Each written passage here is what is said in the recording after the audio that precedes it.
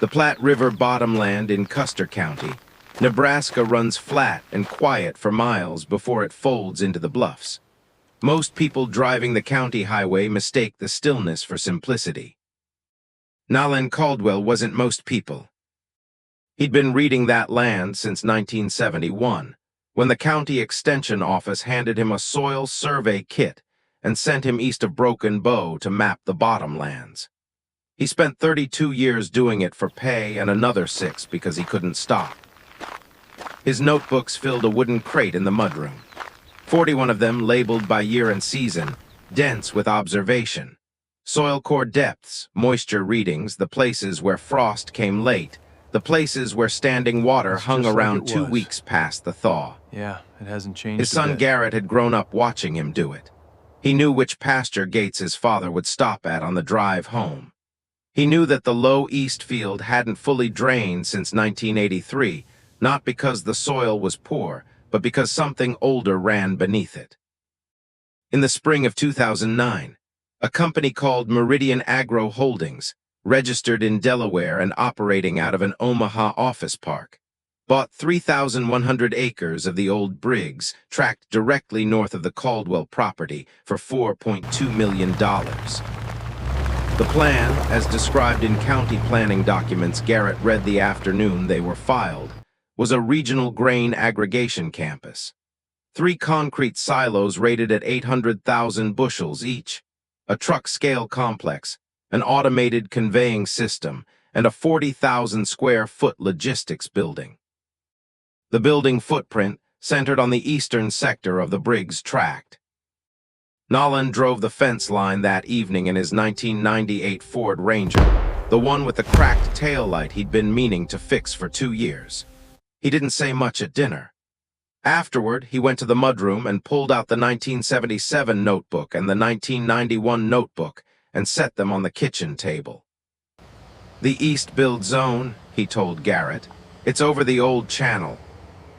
Meridian's project manager was a man named Todd Schraber, 38 years old, masters in civil engineering from Purdue, 4 similar complexes in Illinois and Iowa without incident. He arrived in Broken Bow in June 2009 with a geotechnical firm already contracted and a construction timeline that put the first silo operational by November 2010. Nolan called the project office the week they put up the survey flags. He explained who he was and what he'd seen: a buried paleochannel running diagonally through the eastern third of the Briggs tract, deposited alluvium to an unknown depth, seasonal upwelling in the adjacent low field going back to 1977. He offered to share his notebooks. Schraber thanked him and said the geotechnical survey would handle any subsurface concerns. The geotechnical firm drilled 14 test pits across the build zone in July. Their August report described the eastern sector as moderate clay content over competent gravelly subsoil, groundwater at 14 feet. Nothing anomalous. Right here. They recommended standard deep foundation design for the silos. Even if we widen the bend? Garrett read the report when it became public record and brought it to his father. Nolan read it twice and set it down. "They drilled on a grid," he said. "The channel doesn't run on a grid." He showed Garrett the 1977 notebook. The May 14th entry sketched the arc of the channel through the east field, curving in from the northwest in a long, lazy bend before straightening south. The sketch was precise, made from observation. Where the soil color changed in dry years, the path deer followed in wet springs, the fence post he'd set in 1974 that started to list by 1979. "The channel curves through exactly where they're centering the logistics building," he said. "Their drill points landed on the shoulders of it, not the middle." Garrett asked if they should write a formal letter. Nolan thought about it. "We told them they know where to find us." Construction began that fall.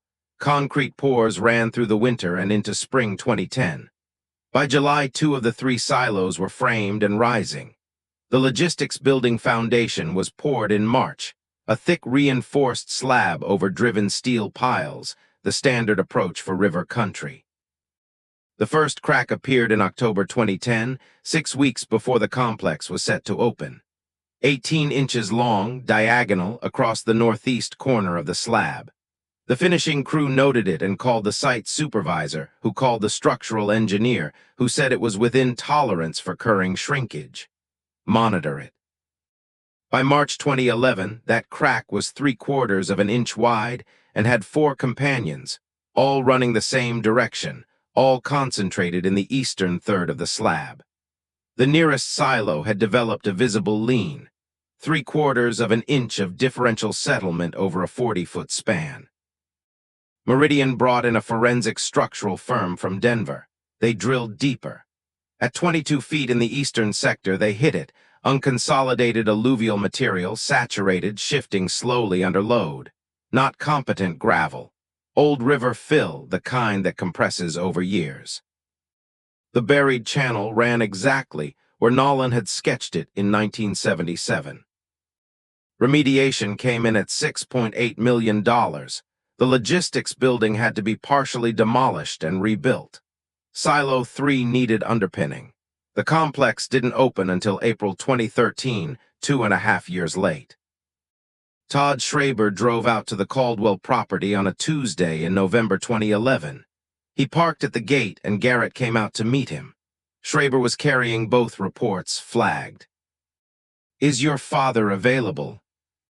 Nolan came out of the barn.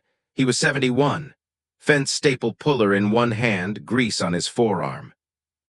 Schraber showed him the forensic channel map. "This matches what you described to us in 2009. Nolan looked at it. "It matches what I drew in 1977. A long pause. "We should have come to see your notebooks," Schraber said. "Yes," Nolan said. He handed the reports back. "You should have." He went back into the barn. The channel still ran where it always had. The alluvium still shifted under weight the way old river material does, not knowing or caring what's above it. The notebooks sat in their crate in the mudroom, each one labeled, each one waiting. Nolan kept the 2011 notebook the same as every other year. November, Schraber's visit, 2 sentences. 3 weeks later, frost depth in the low east field, standing water pooled again exactly where it always pooled. That's the thing about land. It doesn't update its records. The men who understood that going in built on solid ground. The ones who didn't learn later at considerable expense.